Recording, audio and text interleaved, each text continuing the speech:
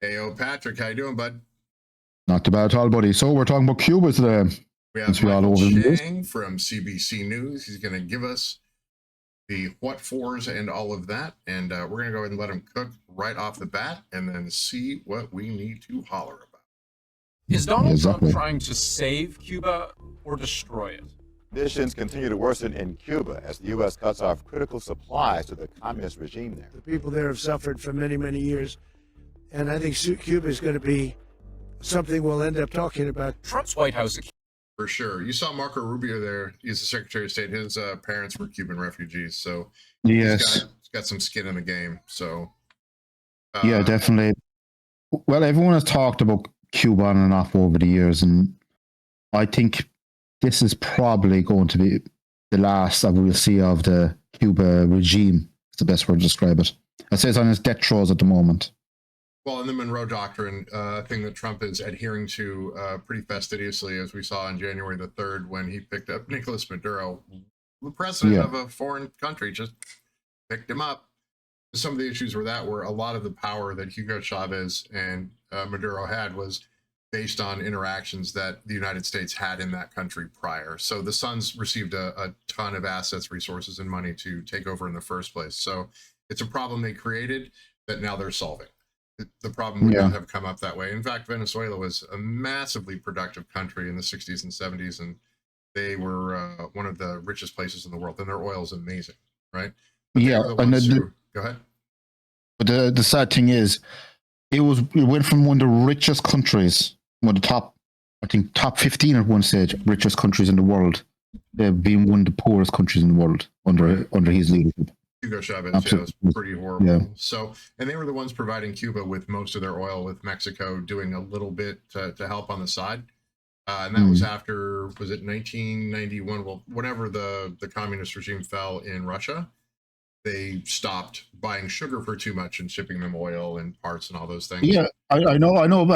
Putin for the last 2 decades was kind of propping them up as well. You know, every now and again he would buy a certain amount of stuff off them, sell them certain amount of goods cheap, and kind of keep their economy ticking along, as they say. But I think this is finally going to be the end of the Cuba regime. Right. Well, for decades, Russia was buying sugar at like 4 times the cost, and it would have been easier for them to just trade with their neighbor to the north, who's 90 miles to the north. Right. But the Monroe Doctrine is a Western Hemisphere supremacy thing that the United States tells everybody else to get out of their playground, kind of deal. You know, get out of our playground. This is our side of the geopolitical map and the map of the world.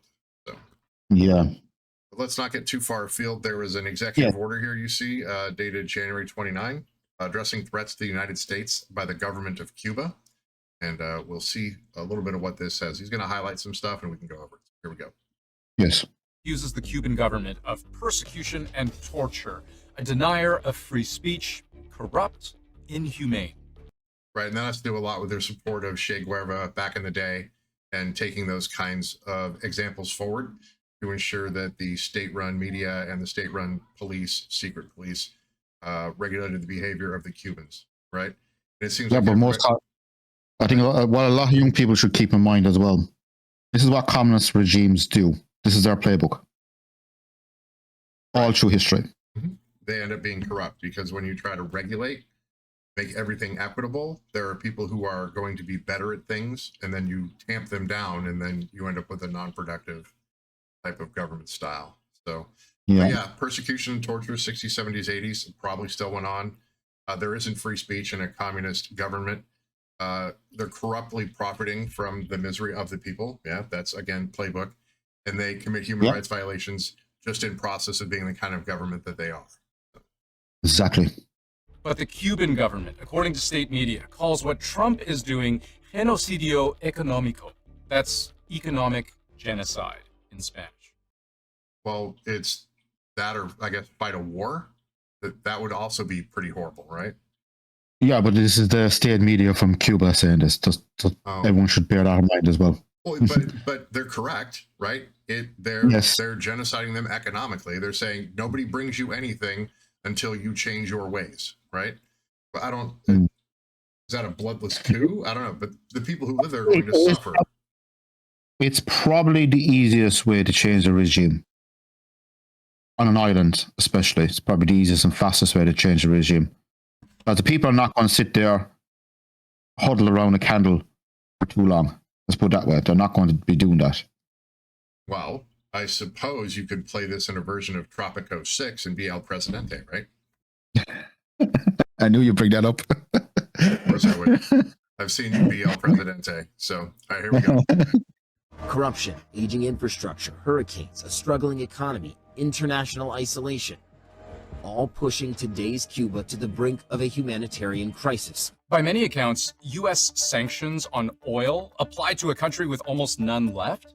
They are asphyxiating, suffocating Cuba and its people to the point where Cuba itself has put out a warning to the world. If you're thinking of flying in or out, we have a serious problem. Right. At this point, they have about 15 days of oil left. That's about all they have. It means that all their power is going to be gone. They're not going to have any way to run power because they use fossil fuels for all of their power. So the people are going to be out of power for, at this point, they're out 16, 18 hours a day. In 15 to 20 days, they will have no power. And you're right. They're just not going to sit around the candle for too long before they're like, hey, People, we have opinions. yeah, people are not going to tolerate that for very, very long. I can guarantee you. Pretty much. I've seen it all through history. When economic sanctions really bite into the normal person, they usually change the government pretty quick. Well, if I can go down to the store and buy an egg and it's just a little less expensive, or a loaf of bread and it's a little more expensive than it was before, it doesn't, me as just Joe American, I don't really notice too much. But if I go to the store and there are no eggs and there is no bread at any cost, right? That's a problem. And the money in your pocket is worthless as well on top of it. Was it they were saying what country was it? They were saying they had to take, was it Lira, where they had to take wheelbarrows full of money? Oh yeah, that was a friend of mine. He was based in Africa over a couple of decades, and he said at one stage where I forget which country, because he was all over North and Central Africa working for an oil company, believe it or not. But he turned around and he said at one stage you literally had to go down with bundles of cash, right? To even get a beer. It was that hyperinflation. It's crazy. 100,000 units of whatever their money is. Yeah. All right, here we go. Yeah. There will be no more oil or money going to Cuba, zero, says Donald Trump. Then there's this ominous or else. So the question is, why? What explains a country that has hit rock bottom, drawing so much aggressive attention from the most powerful country on earth? And why now? Monroe Doctrine.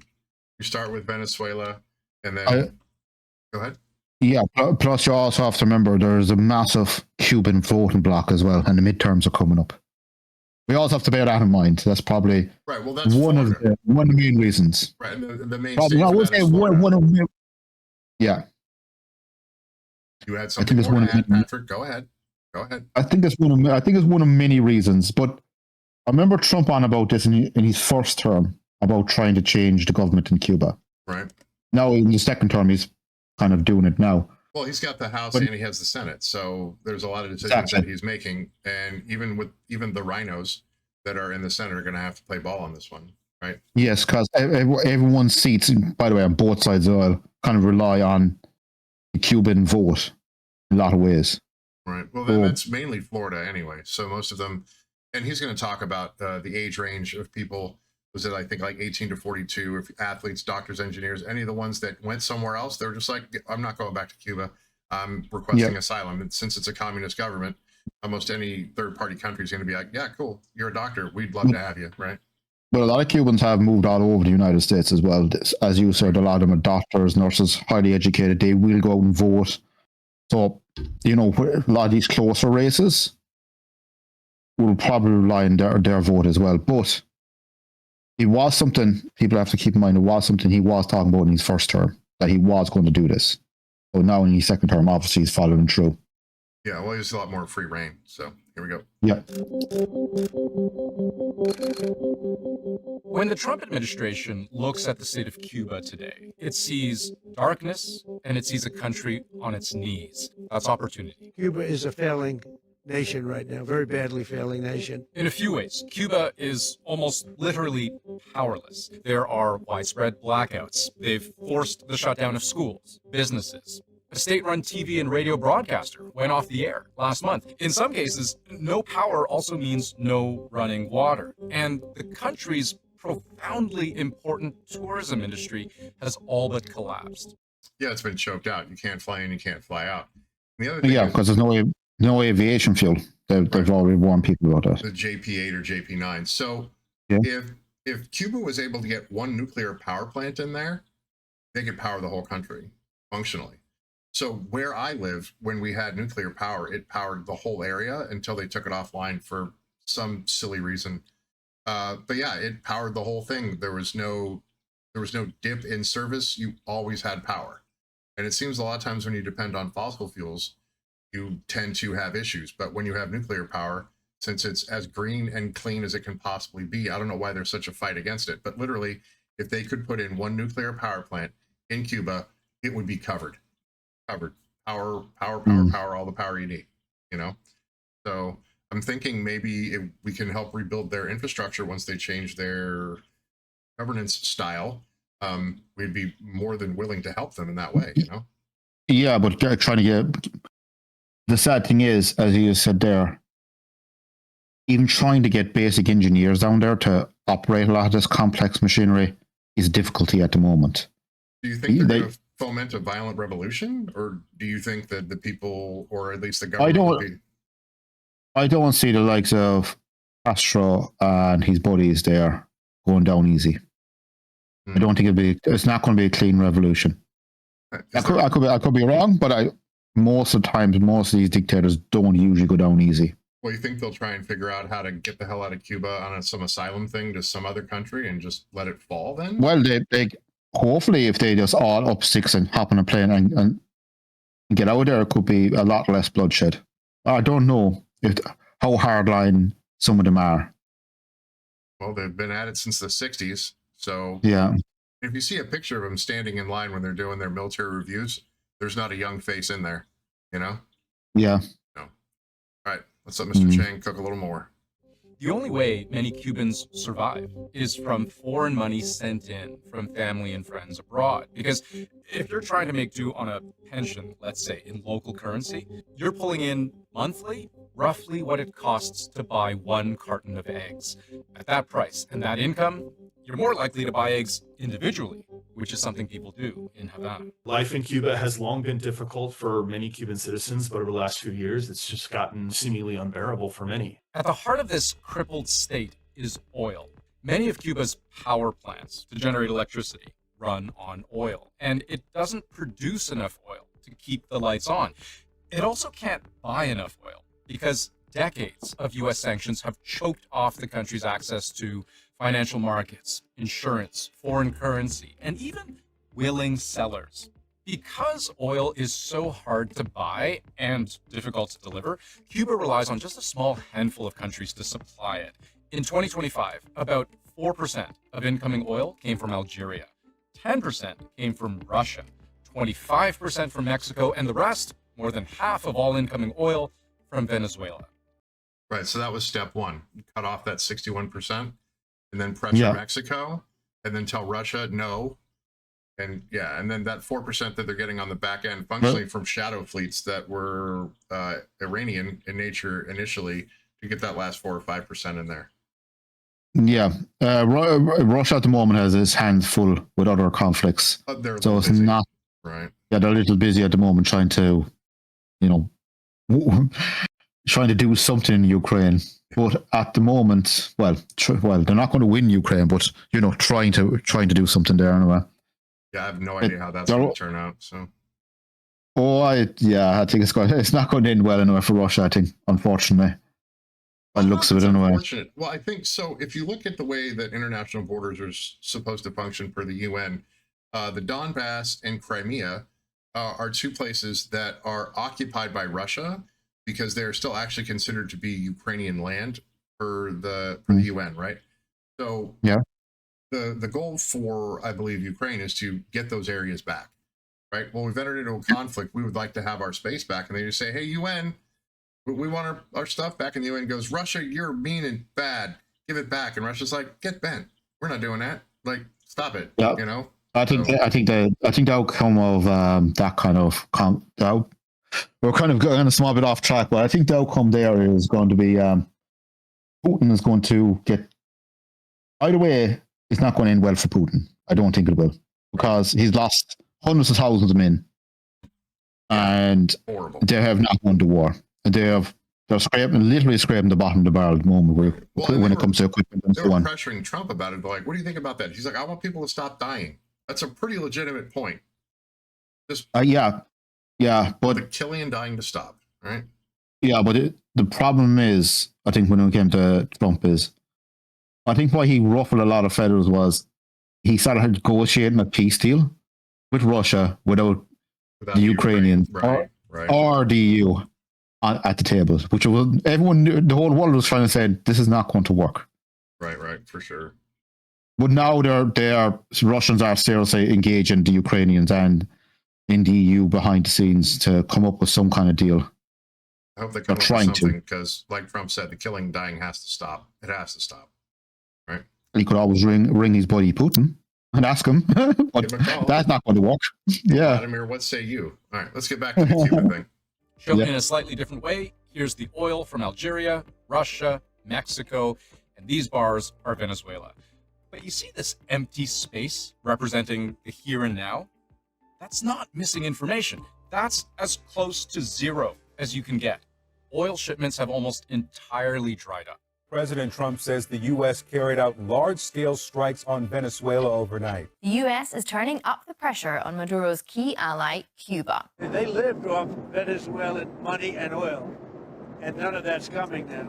Venezuela was providing between 27 to 35,000 barrels of oil per day at cut rate prices to basically stave off Cuba's energy crisis. So the loss of that Venezuelan supply is a gut punch, because it was one of it was the steadiest supply of imported oil that Cuba had access to. Right, and remember, less than 40% came from outside sources.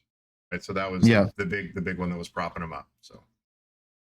Yes, the Trump administration's capture of Venezuela's president and the unprecedented level of control Trump now has over Venezuela's economy as a result has strangled Cuba.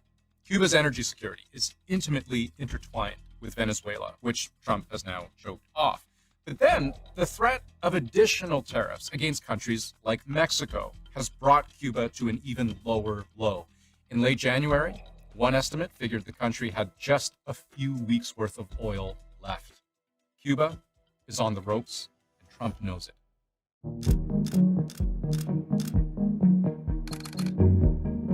So that's the why now. But what about the why period? Like, what is Trump's interest in a so-called failed state? Well, to understand motivation, let's understand Trump's relationship with.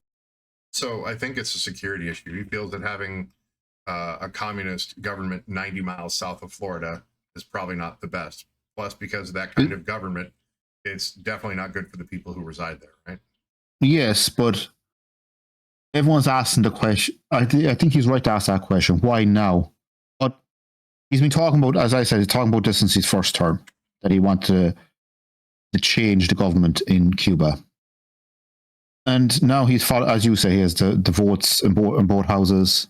Right. He's got the stick. He's got the stick and he can wield it. So let's see what Mr. Chang has to say about the why, the here, and the now. Cuba. As president, he's implying something very threatening. Well, Cuba's an interesting case. Cuba is, not doing very well right now.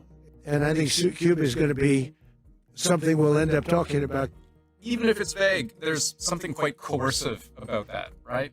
But there was a time when Trump saw Cuba not as an enemy, but as an opportunity for business, while he was still the chair of Trump hotels and casino resorts, which made sense. One of Trump's greatest successes is in hospitality, and tourism is Cuba's most important industry.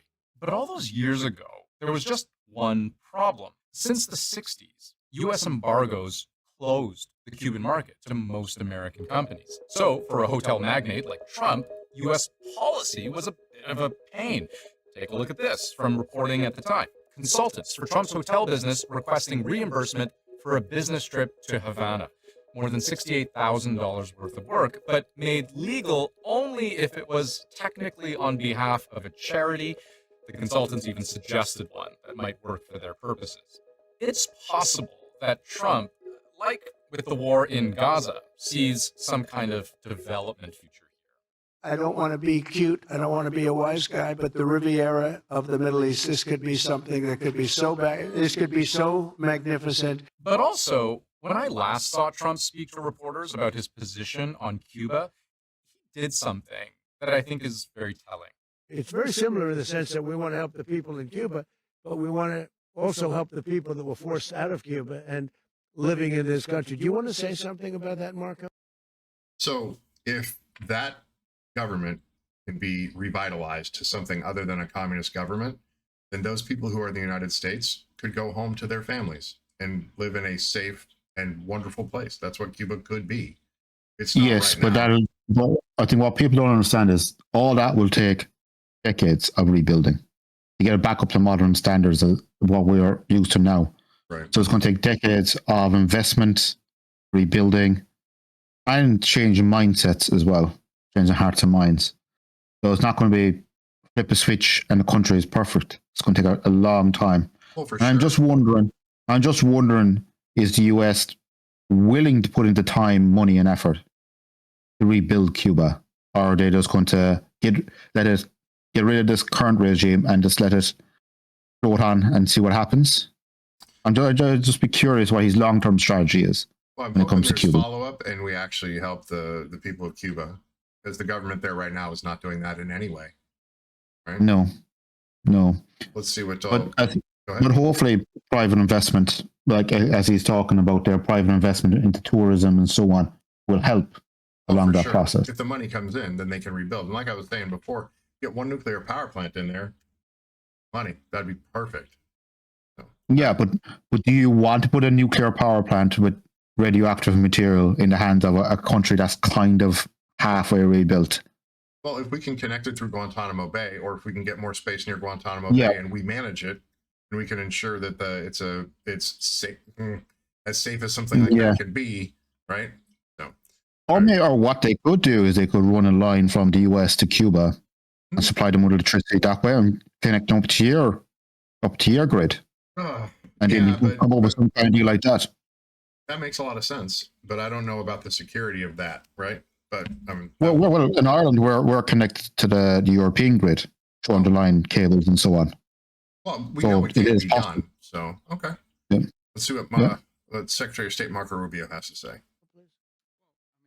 just gave you a statement a few minutes ago about when the president speaks, you should take him seriously. To Donald Trump, Marco Rubio is Secretary of State. That makes him Trump's principal foreign policy advisor.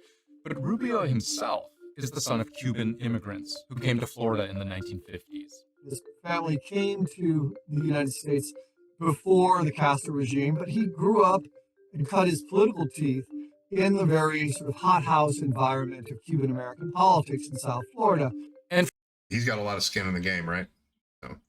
He does actually. And I think that is what's kind of pushing Trump as well to deal with Cuba once and for all. Right. Well, it's time. It is time to do something for the people of Cuba. So. For many Cuban American exiles, Castro's socialist revolution represented a big loss of property, of a sense of home. It felt like a betrayal. Cuba is a disaster. It's run by incompetent, senile men, and in some cases, not senile, but incompetent nonetheless. He made his political career based on hostility toward the Cuban government. And so, in some ways, the policy of hostility towards Cuba is very much his personal policy. Yeah, look, if I lived in Havana and I was in the government, I'd be concerned. And importantly, Trump knows this policy position really resonates with Cuban Americans, particularly in Florida, the historical swing state that's not so swingy anymore, where so many Cuban Americans live.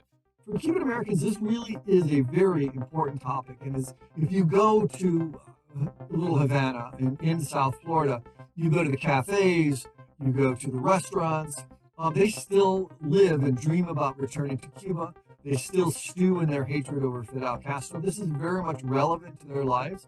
So when self Like we said before, like if they could get home or even spend time with their families or have there be what's that a safe country? You said Ireland is a safe country. What's that term that you used for able immigration or visiting between, say, Ireland and the U.S.?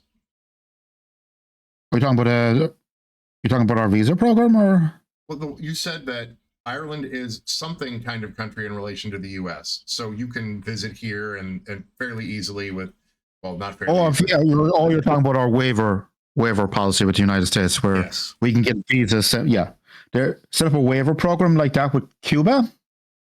Yeah, that'd be a good idea, actually, and that actually would really get him a lot of votes as well.